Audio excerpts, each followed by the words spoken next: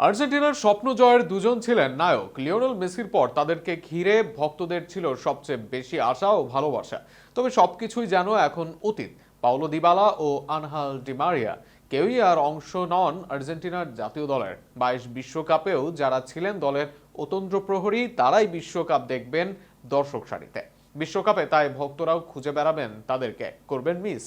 এই দুই খেলোয়াড়ের না থাকা ও এদের বিশ্বকাপ মিস করা নিয়ে থাকছে প্রতিবেদন।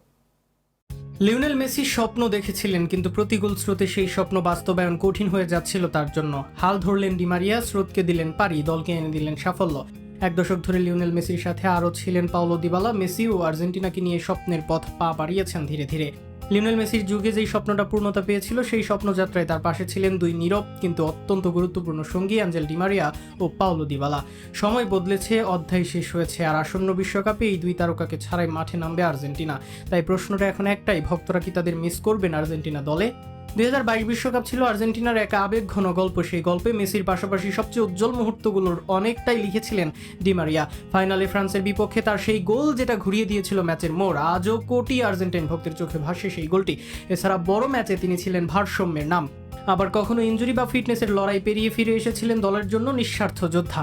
তার ড্রিবল, গতি আর পজিশনিং সবই ছিল দুর্দান্ত। আর সবচেয়ে বড় দিক ছিল তার বড় ম্যাচে ভেঙে না পড়ার মানসিকতা। সব মিলিয়ে তিনি হয়ে উঠেছিলেন আর্জেন্টিনার বিগ গেম প্লেয়ার। অন্যদিকে পাওলো দিবালা ছিলেন সেই প্রতিভা যাকে ঘিরে দীর্ঘদিন ধরে তৈরি হয়েছিল ভিন্ন এক প্রত্যাশা। অনেকে ভেবেছিলেন তিনি হবেন নয়া মেসি। তার বা পায়ের ম্যাজিক, নিখুঁত ফিনিশিং এবং সৃজনশীলতা তাকে আলাদা করে তুলেছিল। যদিও জাতীয় দলে তিনি সবসময় নিয়মিত প্রথম একাদশে জায়গা পাননি, তবুও যখনই সুযোগ পেয়েছেন তখনই দেখিয়েছেন কেন তাকে লা জোয়া বলা হয়। অনেক ভক্তের মনে এখনো প্রশ্ন, তার পুরো সম্ভাবনাটি কি আর্জেন্টিনা সত্যিই দেখতে পেয়েছে? কেননা সেটা দেখার আগেই আর্জেন্টিনা দল থেকে ব্রাত্য হয়েছেন তিনি। এই দুই তারকার না থাকা মানে শুধু দুইজন খেলোয়াড়ের অভাব নয়, বরং দুই ধরনের আবেগের বিদায়।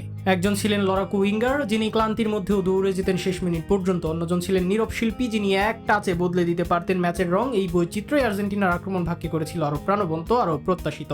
আর্জেন্টাইন ভক্তরা জানে ফুটবল থেমে থাকে না, কিন্তু কিছু বিদায় এমন হয় যেগুলো মেনে নেওয়া যায় না, ভুলে যাওয়া যায় না। তাই আসন্ন বিশ্বকাপে এই দুই তারকা মাঠে না থাকলেও তারা থাকবেন প্রতিটি আর্জেন্টাইন হৃদয়ের ভেতরেই, অদৃশ্য কিন্তু গভীরভাবে উপস্থিত।